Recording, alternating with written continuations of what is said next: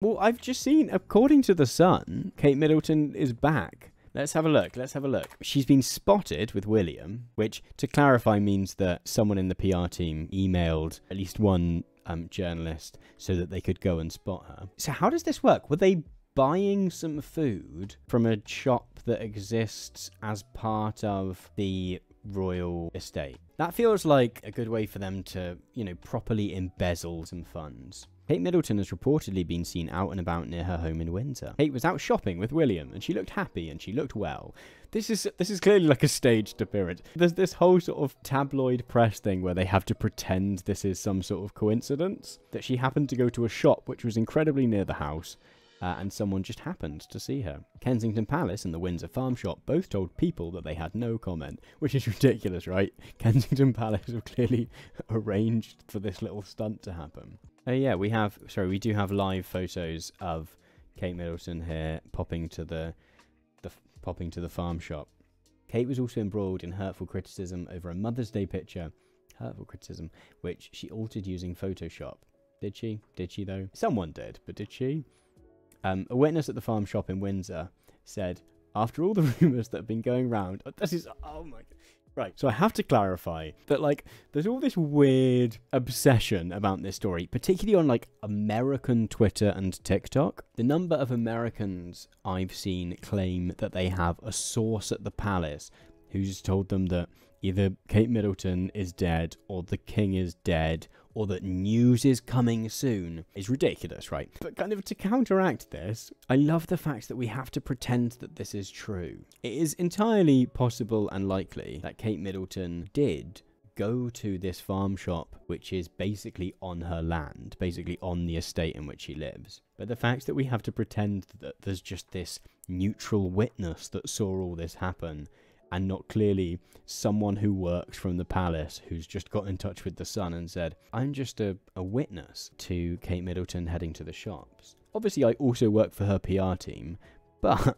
So all of this is really interesting from the point of view that, on the one hand, I'm not a fan of the royal family, yet I also recognise that these are human beings. And if Kate Middleton is unwell and is recovering, it is entirely understandable and fair that she might like to do so out of the public eye. However, the kind of Faustian pact in which the royal family are engaged, these are incredibly luxurious lifestyles that they get to live.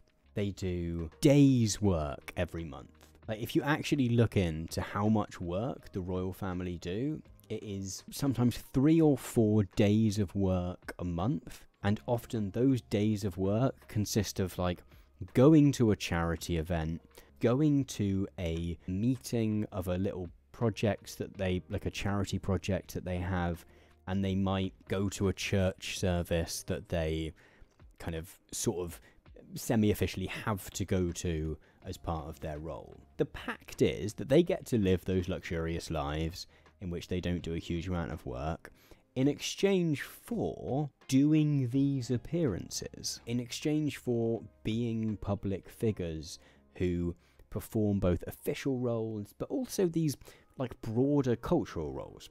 The traditional walk to church in Windsor on Easter Day, and they might do on a Christmas Day as well. That's not an official state function that they have to perform. It's not connected to either their political role or even their kind of religious role as kind of connected to the Church of England, but it is kind of a cultural expectation that they will do this thing, in the same way that the king doesn't have to do a speech on Christmas Day, but it's kind of become an expectation that he will. In a video I made around the time of the coronation back in May, I kind of looked at sort of at this pact, right, that in the modern day, the royal family, the king in particular, does have power, does have real political power, which shouldn't be ignored, and also has real political power in the sense of having a weekly meeting with the Prime Minister and being able to put pressure on the Prime Minister and the various members of the cabinet, which might not be direct political power, but is a ability to influence the process that the rest of us do not have. And yet even so, their political power has obviously withered massively since the 1800s, right? So almost because they can't rely on that idea of the divine right of kings, that idea of actually having a huge amount of day-to-day political power to keep them in their position, they have to just do PR the whole time. In fact, the role of the royal family, the kind of day-to-day life of Buckingham Palace, Kensington Palace, all these kind of institutions within the institution, is to just keep up the mythos of the royal family and to continue to justify their existence. The first time when this became really clear that it was the case, which was following the death of Prince Albert, in which Princess Victoria just receded from public life, and there was just this great absence for like many years.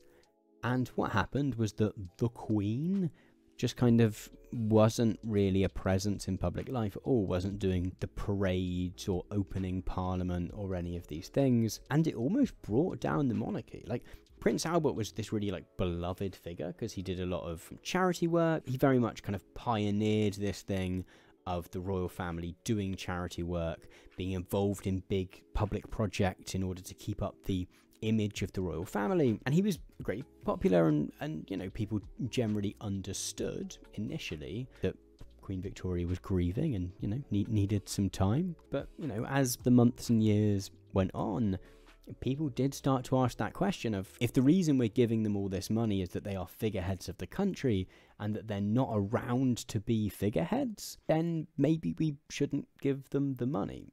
And so I think there's a really careful line to be struck with this, where assuming that the story that has been told is true, or even any of the more catastrophic kind of conspiracy theories that have come around, if Kate Middleton is not having a good time of it, however critical we are of the institution, we can be compassionate about the fact that she might not be having a great time and might need some time away. But the kind of Faustian pact of the royal family is that they probably do need to explain why that is to some degree, because their only job is to be these kind of, at worst, a kind of soap opera, at best kind of figureheads. And if they're not doing that, then the luxury that we allow them to live in and that we pay for them to live in, I don't think it's completely unreasonable to sort of expect some kind of sick note, right? Just some sort of explanation.